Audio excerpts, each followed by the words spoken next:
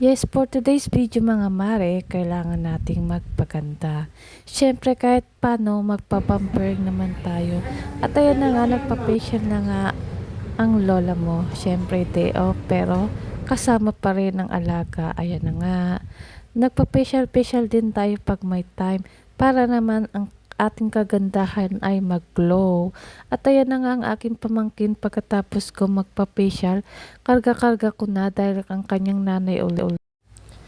At ito na mga mare, pagkatapos namin magpa-facial, syempre heto, sumakay na rin ako. Syempre may experience ko man lang sumakay dito dahil nung mga bata pa kami ay talagang hindi talaga kami nakakasakay sa mga ganyan.